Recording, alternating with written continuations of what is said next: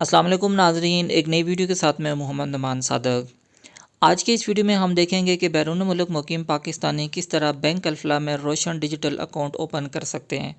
Bank Alfalah के रोशन digital account को इस्तेमाल करते हुए बैरून मुल्क मुकीम पाकिस्तानी ना सिर्फ पाकिस्तान में रेमिटेंसेस भेज सकते हैं, बल्कि उसके साथ साथ उस अकाउंट को वहाँ से होकर ऑपरेट कर सकते हैं ऑनलाइन बैंकिंग, जिसमें मोबाइल बैंकिंग या इंटरनेट बैंकिंग शामिल है, और उससे वो फ़ंड किसी दूसरे अकाउंट में ट्रांसफ़र कर सकते हैं, बिल पे कर सकते हैं और इन्वेस्टमेंट भी कर सकते हैं। अब हम देख लेते हैं कि इस अकाउंट को ओपन करने के लिए कौन कौन से डॉक्यूमेंट्स रिक्वायर्ड हैं, और उसके बाद हम कंप्लीट प्रोसेस देखेंगे कि यह अकाउंट किस तरह से ओपन किया जाता है। डॉक्यूमेंट्स में सबसे पहले जो हमें CNIC होता है उसकी कापी चाहिए होती है। ये सारे के सारे डॉक्यूमेंट्स आपने सबसे पहले स्कैन करके अपने पास सेव कर लेने हैं, ताकि अपलोड करते हुए आपको मुश्किल ना हो। तो ये इमेज में आपने स्कैन करके रख लेने हैं। तो अब सिंपली सबसे पहले जो CNIC है उसके साथ साथ हमें पासपोर्ट की कापी चाहिए होती है, फिर फ़ोटोग्राफ हमें पासपोर्ट साइज़ उसकी चाहिए होते हैं, और उसके साथ साथ हमें एक लाइव फ़ोटो भी ले रहे होते हैं। वो हम प्रोसेस में देखेंगे कि ये लाइव फ़ोटो किस तरह से ले रहे होते हैं। उसके साथ साथ ब्लैंक पेज के ऊपर हमें सिग्नेचर हमने करने होते हैं, वाइट पेज के ऊपर वो भी हमने सेव करने होते हैं। और उसके साथ साथ अगर हम ओवरसीज़ पाकिस्तानी फाउंडेशन के मेंबर हैं तो उसकी भी हमें एक कापी चाहिए होती है। तो ये ऑप्शनल है, अगर आप मेंबर नहीं हैं तो इसकी ज़रूरत नहीं है। और उसके साथ साथ जो आप नॉन रेजिडेंट पाकिस्तानी है उसकी कोई कापी अगर आपको चाहिए होती है, जो वीज़ा की एंट्री या एग्जिट स्टैंप होती है वो, और उसके साथ साथ आपकी जो सोर्स ऑफ इनकम होता है वो आपने मेंशन करना होता है। तो ये कोई डॉक्यूमेंट्स हैं जो हमें ज़रूरत होते हैं। अब हम मोबाइल के ज़रिए देख लेते हैं कि ये अकाउंट किस तरह से ओपन होता है। मोबाइल के ऊपर हम bankalfla.com ओपन करते हैं तो आप देख लें इस तरह का इंटरफेस वेबसाइट का हमारे सामने आ रहा होता है। यहाँ पे आप देख लें फ्रंट पे हमें रोशन डिजिटल अकाउंट के बारे में इंफॉर्मेशन दी जाती है। यहाँ पे ओपन एन अकाउंट, उसके साथ साथ उसका क्राइटेरिया और उसके रेलिवेंट कुछ क्वेश्चंस होते हैं। तो हमने सिंपली क्या करना होता है, ओपन एन अकाउंट के ऊपर क्लिक कर देना होता है। ओपन एंड अकाउंट के ऊपर हम क्लिक करते हैं तो हमें यहाँ पे दो ऑप्शंस आ जाती हैं कि कन्वेंशनल बैंक्स में या इस्लामिक बैंक्स में। तो ये कन्वेंशनल जो इस्लामिक जो है, ये एक इस्लामिक शरिया प्रिंसिपल के मुताबिक जो अकाउंट्स होते हैं उसकी डिटेल है, और कन्वेंशनल जो नॉर्मल जो इकनॉमिक रूल इस्तेमाल होते हैं। तो हम दोनों कोई एक को ले लेते हैं, दोनों का प्रोसीजर सेम ही है। तो कन्वेंशनल के ऊपर हमने क्लिक किया तो उसके बाद हमें इस तरह का डिजिटल फॉर्म ओपन हो जाता है। सबसे पहले हमने यहाँ पे क्या करना होता है, आइडेंटिटी टाइप में से हमने सेलेक्ट करना होता है कि हम CNIC के ज़रिए अपना अकाउंट ओपन करवाना चाहते हैं या इन बाकी डॉक्यूमेंट्स में से। तो बेहतर यही है कि आप CNIC के ज़रिए ये अकाउंट ओपन करवाएं। CNIC सेलेक्ट करने के बाद आपको ID कार्ड नंबर के बारे में पूछा जाएगा। CNIC नंबर आपने यहाँ पे इंटर करना होता है, और CNIC नंबर इंटर करने के बाद हमने CNIC की एक्सपायरी डेट भी और उसकी इशुएंस डेट, ये दोनों डेट्स हमने यहाँ पे मेंशन करनी होती है। उसके बाद नेक्स्ट जो इंपॉर्टेंट स्टेप है वो ईमेल एड्रेस का मेंशन करना होता है। ईमेल एड्रेस आपने वही मेंशन करना है जो एक्टिवली अभी आप यूज़ कर रहे हो। ईमेल एड्रेस लिखने के बाद फिर नेक्स्ट जो काम है वो आपने मोबाइल नंबर एंटर करना होता है। ये सारे के सारे मोबाइल नंबर और ईमेल जो आप पर्सनली यूज़ कर रहे हैं अभी वो आपने एंटर करने हैं, क्योंकि इसके ऊपर वेरिफिकेशन कोड आएंगे जो आपने यहाँ पे एंटर करने होते हैं। उसके बाद ये मोबाइल नंबर और ईमेल के बाद हमने ID कार्ड की जो फ्रंट कापी है और उसके साथ साथ जो बैक कापी है, ये दोनों यहाँ से हमने एंटर करने हैं। तो वो पहले आपने सेव कर लेना ताकि, और नाम वगैरह रख के, ताकि आप यहाँ पे इजीली एंटर कर सकें। उसके बाद हमने सेव एंड नेक्स्ट के ऑप्शन के ऊपर क्लिक कर देना है। सेव एंड नेक्स्ट के ऑप्शन के ऊपर जो ही हम क्लिक करते हैं तो आप देख लें वही फॉर्म फिर से ओपन हो जाता है। सिंपली यहाँ पे क्या होता है, जो हमारी ईमेल होती है, मोबाइल नंबर, इनकी वेरिफिकेशन हो रही होती है। वो आप सिंपली देख सकते हैं कि ये ईमेल की वेरिफिकेशन के लिए हमें कहा गया कि ईमेल के ऊपर एक कोड भेज दिया गया, वो आपने सिंपली यहाँ पे इंटर करना होता है। हमने सिंपल क्या करना होता है, अपनी ईमेल ओपन करते हैं, वहाँ पे जो कोड है वो यहाँ पे इंटर करते हैं, और उसके बाद वेरीफाई के ऑप्शन के ऊपर हमने क्लिक कर देना होता है।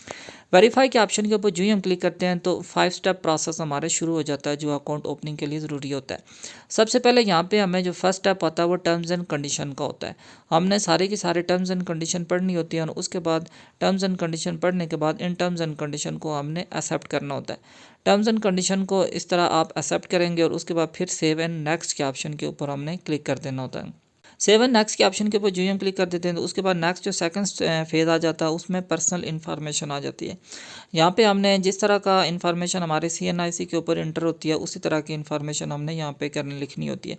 तो अगर आपकी इन्फॉर्मेशन CNIC के मुताबिक नहीं होगी तो आपके अकाउंट को रिजेक्ट कर दिया जाएगा। फिर आपको नेक्स्ट फेज़ में फिर से ये करेक्शन करने के बाद आपको ये फिर आपका अकाउंट एक्टिव किया जाता है। तो आपने CNIC के मुताबिक ये सारी इन्फॉर्मेशन लिखनी है, जिसमें आपका नेम, फादर नेम और उसके साथ साथ मदर नेम यहाँ पे होता है। उसके बाद नेक्स्ट जो इन्फॉर्मेशन हमसे ली जाती है वो डेट ऑफ बर्थ की है और कंट्री ऑफ बर्थ की है। हमने सिंपल यहाँ पे अपने डेट ऑफ बर्थ और उसके बाद कंट्री ऑफ बर्थ सेलेक्ट कर लेनी होती है, और कंट्री ऑफ बर्थ के बाद हमारी जो प्लेस ऑफ बर्थ है वो भी हमने यहाँ पे एंटर करनी होती है अपने कंट्री के हिसाब से। प्लेस ऑफ बर्थ और जो कंट्री ऑफ बर्थ है ये दोनों सेलेक्ट करने के बाद जो कंट्री ऑफ रेजिडेंस है हमारी, उसके बाद उसके बारे में हमसे इंफॉर्मेशन ली जाती है। जिस मुल्क में भी हम मौजूद हैं, हमने सिंपली क्या करना होता है, वो यहाँ से सिलेक्ट करना होता है इस पूरी लिस्ट में से। वो सेलेक्ट करने के बाद कंट्री ऑफ रेजिडेंस जो हमारी सेलेक्ट करने के बाद नेक्स्ट जो स्टेप हमारे सामने आ जाता है वो हमारा ओवरसीज़ पाकिस्तानी फाउंडेशन, अगर हम उसके मेंबर हैं तो ये ऑप्शनल स्टेप है हमारे लिए, ये हमने इंटर करना होता है। अगर हम मेंबर नहीं हैं तो हम नाम भी लिखें तब भी हम इसको कंटिन्यू कर सकते हैं। उसके बाद जो इंपॉर्टेंट स्टेप है वो पासवर्ड नंबर का, अगर आप ये पासवर्ड नंबर आपने इंटर करना है, अगर आप ये नंबर इंटर नहीं करेंगे तो हम कंटिन्यू नहीं कर सकते। उसके बाद लैंडलाइन नंबर है तो वो लैंडलाइन नंबर भी ऑप्शनल है, अगर आप ना भी इंटर करें तो कर सकते हैं। उसके बाद हमसे अकाउंट की डिटेल पूछी जाती है कि आपने पाकिस्तानी करेंसी में अकाउंट ओपन करना है या यूएस डॉलर्स में ओपन करना है। और उसके बाद हमसे पूछा जाता है कि करंट अकाउंट ओपन करना है या सेविंग अकाउंट ओपन करना है। ये सारे के सारे इन्फॉर्मेशन लिखने के बाद जो नेक्स्ट इंपॉर्टेंट स्टेप है वो रेमिटेंस अकाउंट के बारे में आ जाता है, या रेमिटिंग अकाउंट नंबर से मुराद ये कि किस अकाउंट से आपने फ़ंड ट्रांसफ़र करने हैं। मींस आप सपोज सऊदी अरब में, तो सऊदी अरब में जो आप अकाउंट यूज़ कर रहे हैं जिससे आपने फ़ंड इस अकाउंट में ट्रांसफ़र करने हैं, उसके बारे में आपने इन्फॉर्मेशन लिखनी है। या कोई भी आपका बिजनेस अकाउंट है या सैलरी अकाउंट है वो आपने यहाँ पे मेंशन करना होता है। उसके बाद सेव एंड नेक्स्ट के ऑप्शन के ऊपर आपने क्लिक कर देना है। उसके बाद जो तीसरा स्टेप आ जाता है वो कॉन्टैक्ट इन्फॉर्मेशन के बारे में, कॉन्टैक्ट डिटेल्स है हमारे। सबसे पहले हमने क्या करना होता है, करंट रेजिडेंशियल एड्रेस हमने लिखना होता है, और जहाँ पर भी हम जिस मुल्क में भी हमने स्टे किया हुआ वहाँ का जो करंट रेजिडेंशियल एड्रेस है वो हमने यहाँ पे लिखना होता है। वो रेजिडेंशियल एड्रेस लिखने के बाद हमसे उस सिटी का पोस्टल कोड, ये ऑप्शनल है, हम ना भी लिखें तो इसको हम कंटिन्यू कर सकते हैं। उसके बाद जिस कंट्री में हम अभी रिहाइश पजीर हैं उसका नाम ऑटोमेटिकली ज़रा हमने पहले भी सिलेक्ट किया हुआ आ जाता है। तो हमने सिंपल क्या करना होता है, जिस सिटी में हम रह रहे होते हैं वो हमने यहाँ पे सिलेक्ट करना होता है। उसके बाद हमसे पूछा जाता है कि क्या आपका जो प्रेजेंट एड्रेस है या परमानेंट एड्रेस सेम है या डिफर है, तो वो हम ज़रा डिफर ही करेंगे। तो उसके बाद हमने जो ड्यूल नेशनलिटी के बारे में पूछा जाता है कि आपकी कोई ड्यूल नेशनलिटी है या नहीं है। फिर आ जाता है CRS डॉक्यूमेंट्स। ये बेसिकली अगर आप ओवरसीज़ पाकिस्तानी और कहीं दूसरे मुल्क में भी आप टैक्स वगैरह पे कर रहे हैं, वहाँ का आपका टैक्स नंबर जारी हुआ तो उसके बारे में इंफॉर्मेशन इस फॉर्म के ज़रिए ली जाती है। ये सिंपली अगर आप फॉरेनर टैक्स पेयर हैं या नहीं है, दोनों सूरतों में आपने ये फॉर्म डाउनलोड करना है और इसको फिल करने के बाद इसको सेव करके ये वाला फॉर्म भी आपने अपलोड करना है। तो ये जो पहले हमने इन्फॉर्मेशन डिस्कस की थी उसके अंदर भी ये सारी की सारी इन्फॉर्मेशन हमारे सामने आ रही होती है। तो ये फॉर्म हमने सिंपली यहाँ से डाउनलोड कर लेना है। अगर आप अकाउंट प्रोसेस देखेंगे तो वहाँ भी आपको ये मिल जाएगा। ये फॉर्म डाउनलोड करने के बाद साइन करने के बाद हमने फिर से सेव एंड नेक्स्ट के ऑप्शन के ऊपर क्लिक कर देना है, तो फोर्थ स्टेप हमारा शुरू हो जाता है। यहाँ पे हमसे फर्स्ट पे हमारे प्रोफेशन के बारे में पूछा जाता है। प्रोफेशन, जो भी हमारा प्रोफेशन है, जो भी हम फॉरेन में काम कर रहे हैं वो इस लिस्ट में से हमने प्रोफेशन अपना सेलेक्ट करना है। उसके बाद जो जो भी अगर हमारा बिज़नेस है, सैलरी है, सोर्स ऑफ इनकम जो सैलरी है, बिज़नेस है, तो उसके बारे में इंफॉर्मेशन हमसे पूछी जाती है।